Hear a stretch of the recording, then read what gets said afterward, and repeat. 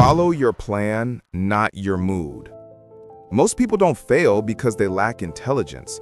They don't fail because they don't have potential or because they didn't get a fair start. No, most people fail because they let their mood dictate their motion. They let how they feel determine what they do. And that's one of the most dangerous habits in the modern world. You see, your mood is a master of disguise. One day it comes dressed as comfort, the next as fatigue.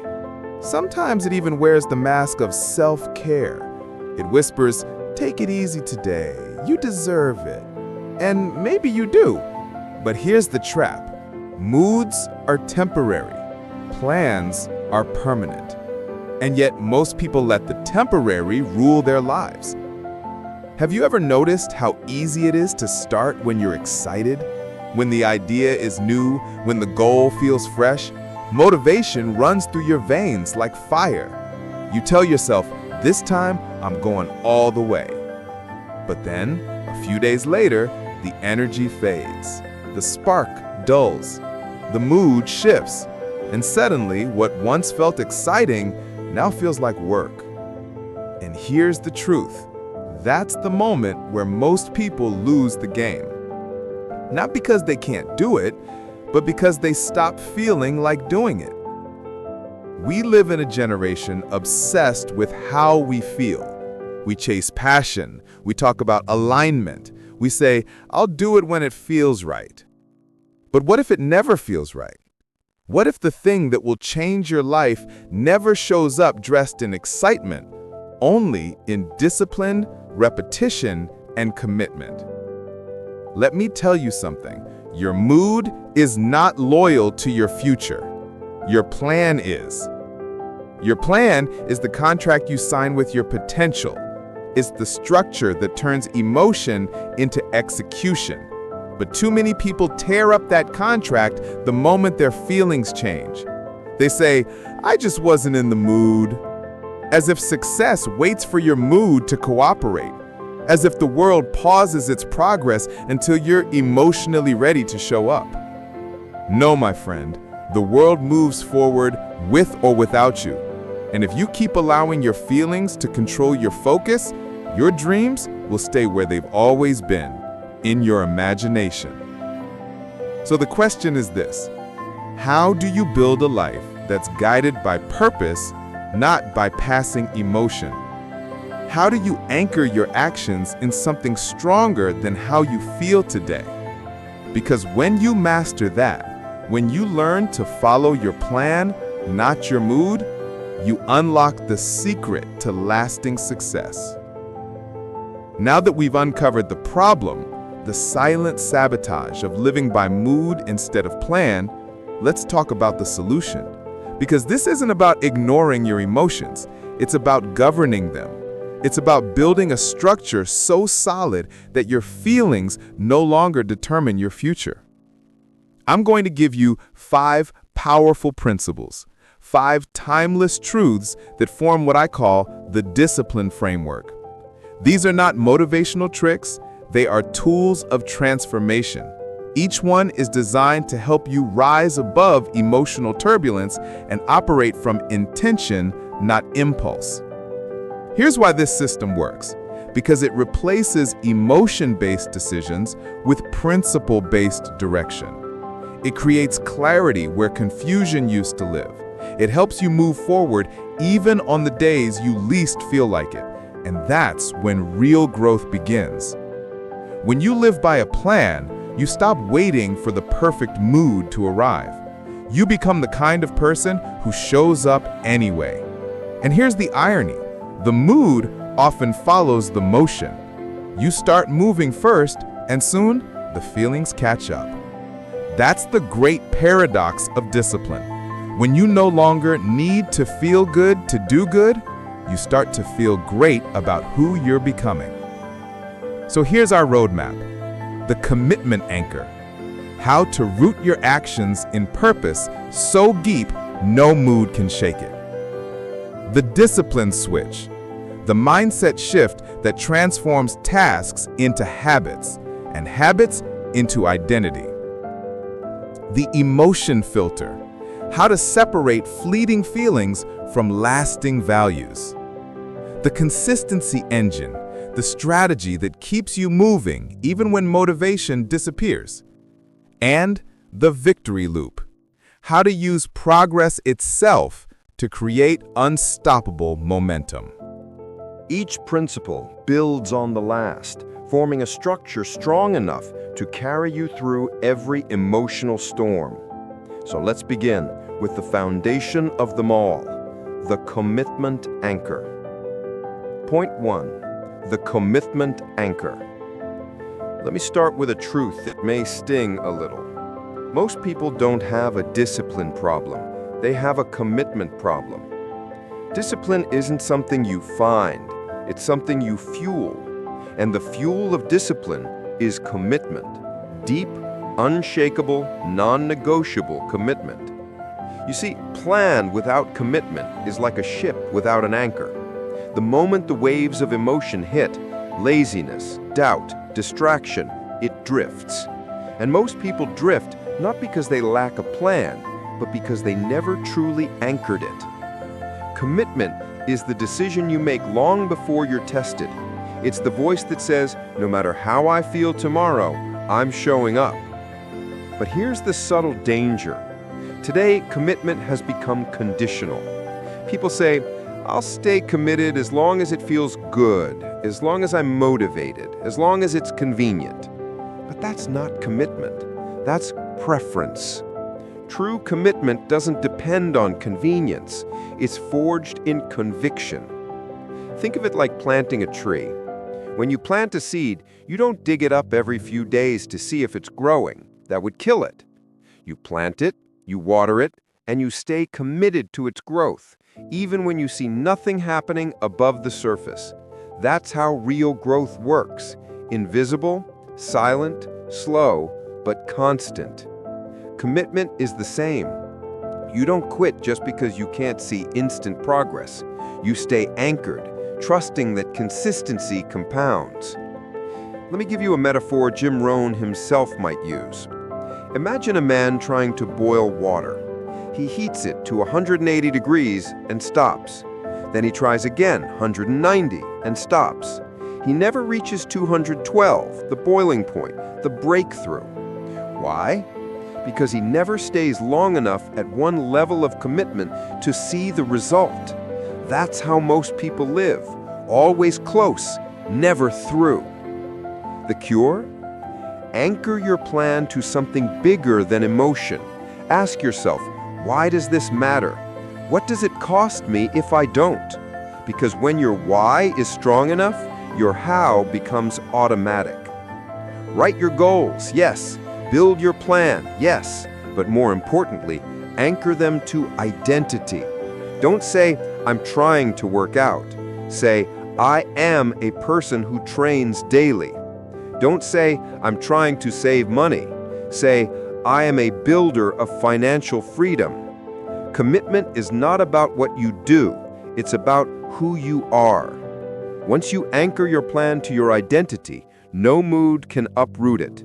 The wind can blow, the tide can rise, but your anchor holds. Because the moment you commit with conviction, the storm loses its power. That's the foundation. Now, let's build the mindset that makes that foundation unshakable, something I call the discipline switch. If commitment is the anchor, then discipline is the switch, the moment you decide to act regardless of how you feel. Here's something to understand. Discipline isn't about punishment. It's about alignment. It's the art of making your actions match your ambitions.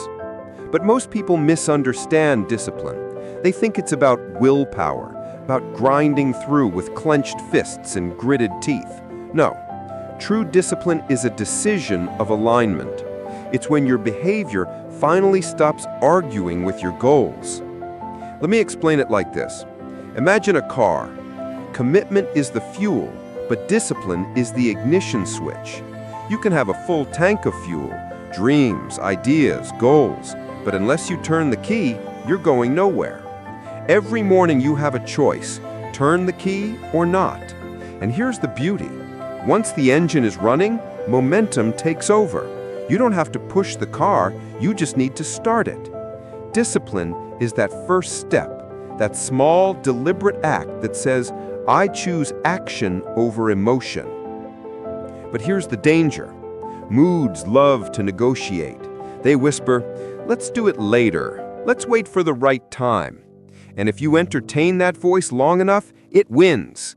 Discipline dies not in battle, but in conversation. So what's the cure?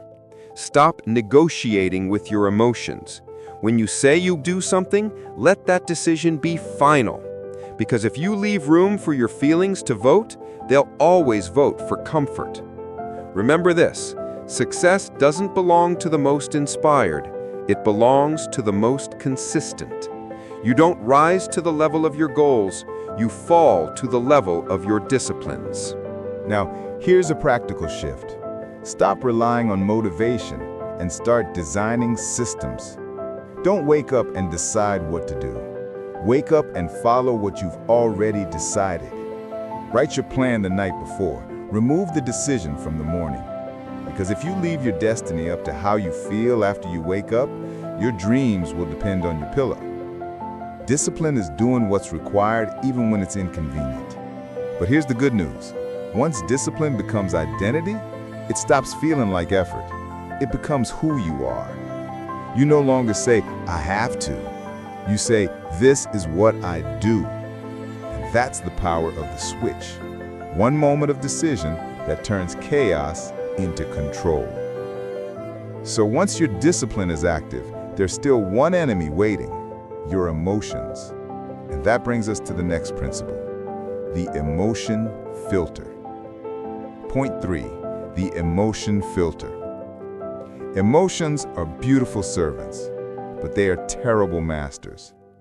They give life its color, its energy, its meaning. But when left unchecked, they can sabotage your direction.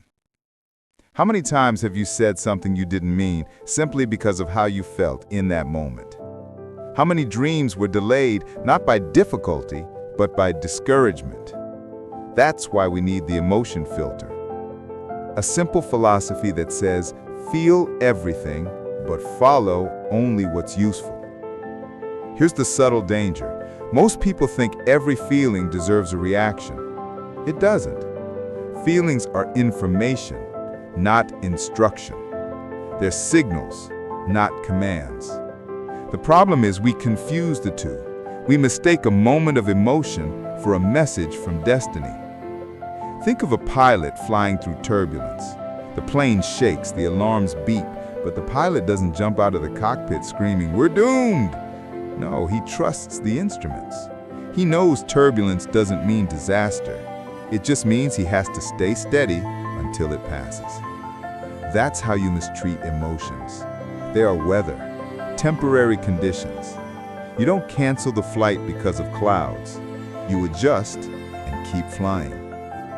Now here's a metaphor. Imagine your life as a river. Emotions are the water, sometimes calm, sometimes stormy. But your values are the banks that give it shape. Without those banks, the river floods and destroys everything. The cure is learning to filter your emotions through your values before reacting. Ask yourself, is this feeling aligned with who I want to be? Will this action serve my long-term vision? What would my best self do right now? Those questions act like filters, catching the emotional debris before it derails your behavior. And here's something profound. Maturity begins when your values start leading your emotions, not the other way around. You can't always control what you feel, but you can control what you follow. So feel deeply, but choose wisely. Let your emotions inform you, not imprison you. Because once your emotions are filtered, you gain the power of consistency. And that leads us to the next great principle, the consistency engine. If commitment anchors you and discipline moves you, and emotion filtering steadies you, then consistency sustains you. Consistency is the invisible power behind every visible success. The truth is, greatness isn't built in big moments, it's built in boring ones. The small, repetitive actions you perform when nobody's watching, that's where transformation happens. But here's the subtle danger. Most people overvalue intensity and undervalue consistency. They go all in for a week, then burn out for a month. They want massive change overnight. But life rewards rhythm, not rush. Think of a dripping faucet. One drop at a time, day after day, it can carve stone. Not because of force, but because of frequency. That's the power of consistency. Gentle persistence over time. Rhon used to say, success is nothing more than a few simple disciplines practiced every day. That's it. Simple, not easy, small, not glamorous, but powerful beyond measure. Let me give you a story. A farmer doesn't plant one day and harvest the next. He plants, waters, waits, and works every single day. And one day the field rewards him, not because of one day's effort, but because of many days' faithfulness. You see, consistency is faith in motion. It says, I believe so deeply in my plan that I will show up even when I see no results. But here's the challenge: boredom. Consistency feels repetitive, unexciting. That's why many quit. They mistake familiarity for failure. The cure is to fall in love with the process, not the praise. To measure progress, not perfection. Set daily standards, not distant fantasies. Instead of saying, I'll be successful someday, say, today I'll keep my word to myself. Because consistency is not about perfection, it's about direction. And here's the beautiful paradox. When you do the small things faithfully, the big things eventually happen naturally. So build your consistency engine, a rhythm of small victories that compound into unstoppable momentum. And that leads us to the final piece, the victory loop. Point 5, the victory loop. Success has a rhythm, and if you listen closely, you'll hear it. It begins with one small win, one task completed, one promise kept. That win releases confidence, which fuels the next action. That action creates another win, and the loop begins. This is the victory loop, the self-reinforcing cycle of progress. But most people never experience it because they wait for big victories to feel successful. They ignore the small wins, the ones that build momentum quietly. Here's the truth. Small wins create emotional gravity. Each time you keep your word to yourself, your belief grows stronger. Each time you follow your plan instead of your mood, you reinforce your identity as someone dependable, someone capable. And that identity is the real prize. It's like stacking bricks. One at a time, it feels insignificant. But over time, you look back, and there stands a wall, solid and tall. That's how success is built. One brick, one act of discipline, one win at a time. The danger is neglecting those moments, skipping a day here, excusing a failure there. Each small compromise weakens the structure. That's how the loop breaks, not in one big collapse, but in tiny, unnoticed cracks. So the cure is simple. Celebrate small wins. Track them, acknowledge them. Progress, no matter how small, feeds the soul. Because when you reward discipline, you reinforce it. And so, momentum becomes your new motivation. You start working not out of obligation, but out of pride. That's when the loop sustains itself. Effort becomes energy, energy becomes enthusiasm, and enthusiasm fuels even more effort. It's a cycle that turns ordinary days into extraordinary results. And when you live inside that loop, your plan becomes life, and your mood becomes irrelevant. That's how you win, every single day. The unifying conclusion, call to action and empowerment. So let's bring it all together. We began with the truth that most people lose not because they lack ability, but because they surrender to emotion. They let moods make their moves, feelings decide their future, but not you, not anymore. You now have the framework, the commitment anchor to root your goals and purpose, the discipline switch to act before you feel ready, the emotion filter to respond from values, not volatility, the consistency engine to turn habits into momentum, and the victory loop to let progress itself fuel your persistence. This is how you rise above the noise of emotion and step into the rhythm of excellence. Because the truth is this, your mood is seasonal, your mission is eternal. Your feelings come and go, but your plan can last a lifetime. So here's my challenge to you. Starting today, live by design, not by default. Don't wait to feel ready. Act and let readiness catch up. Don't ask, how do I feel about it? Ask, what did I plan to do? Follow your plan, not your mood. Because every time you do, you grow stronger. You prove to yourself that you are not a prisoner of emotion, but a master of direction. And someday, not far from now, you'll look back and realize that your greatest victories didn't come from moments of inspiration, but from moments of decision. The decision to show up, the decision to stay the course, the decision to follow through. That's where power lives. That's where transformation begins. So take the plan you've written, revisit the goals you've set, and from this day forward, let your actions speak louder than your moods.